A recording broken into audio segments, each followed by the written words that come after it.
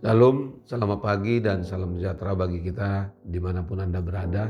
Tidak lupa kami mengucapkan selamat ulang tahun bagi Anda yang merayakan ulang tahun kelahiran dan juga ulang tahun pernikahan di tengah-tengah rumah tangga Anda.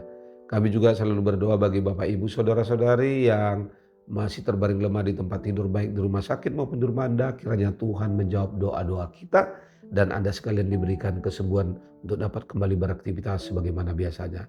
Kami juga berdoa bagi saudara-saudara kami yang mengalami musibah bencana alam di Sibolga dan Tapanuli Tengah. Kiranya Tuhan memberkati hidupmu dan memberikan sukacita di dalam penderitaan hidup. Sebelum kita memulai segala sesuatu aktivitas dalam satu hari ini, mari kita terlebih dahulu mendengarkan firman Tuhan untuk hari ini yang diambil dari kitab Roma pasal 11 ayat 36. Begini dikatakan, sebab segala sesuatu adalah dari Dia, oleh Dia dan kepada Dia. Bagi Dialah kemuliaan sampai selama-lamanya. Amin. Saudara-saudari, sebagai orang percaya kita imani bahwa apa yang ada di dalam kehidupan kita, bahkan hidup kita sekalipun adalah milik Allah. Sebab segala sesuatu adalah dari Dia dan oleh Dia dan kepada Dia. Bagi Dialah kemuliaan sampai selama-lamanya. Jika kita memperhatikan firman ini, maka dapat kita pahami bahwa apa yang kita miliki, yang kita pergunakan semuanya hanyalah untuk kemuliaan Tuhan. Apakah itu pangkat, jabatan, bahkan harta sekalipun yang dipercayakan kepada kita, kembalikan itu hanya untuk hormat dan kemuliaan nama Tuhan. Jangan karena hal itu membuat kita menjadi sombong, lupa diri, bahkan menjauhkan diri dari Tuhan. Kita harus mengenal pribadi Allah yang sesungguhnya. Ketika kita mengenal Dia dan mengandalkannya dalam segala hal, maka Allah tak akan membiarkan kita.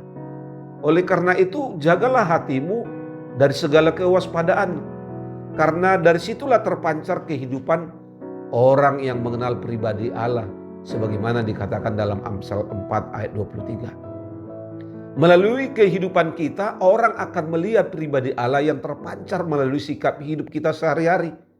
Firman Tuhan yang akan menuntun hidup kita untuk berjalan sesuai dengan kehendak-Nya.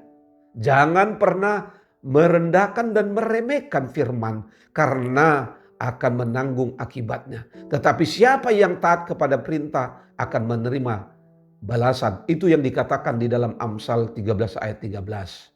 Saudara, tidak jarang kita mendengar istilah makan untuk hidup dan hidup untuk makan. Artinya jika makan untuk hidup, maka hidup kita memprioritaskan, yaitu makanan adalah salah satu alat untuk mencapai kehidupan itu.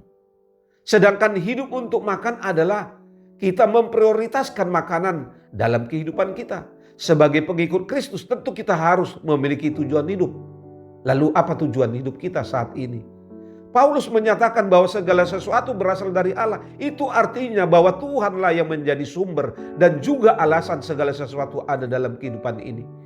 Dia adalah tujuan akhir. Untuk Dialah kita ada dan hidup di dunia ini. Jika kita menetapkan tujuan hidup hanya untuk mencapai visi dan ambisi pribadi kita, maka target itu terlalu rendah. Manusia tidak direncanakan atau rancangannya untuk itu. Kita dirancang untuk hidup menggenapi tujuan Allah, yaitu untuk memuliakan Dia.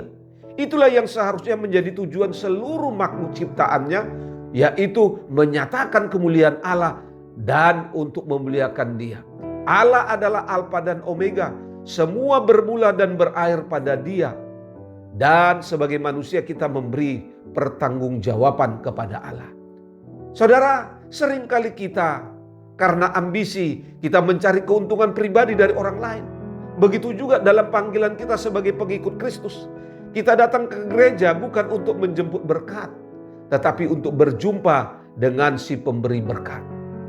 Artinya bukan supaya kita diberkati datang ke gereja, namun karena kita sudah diberkati sehingga kita datang bersekutu sebagai ungkapan syukur kita kepada Allah.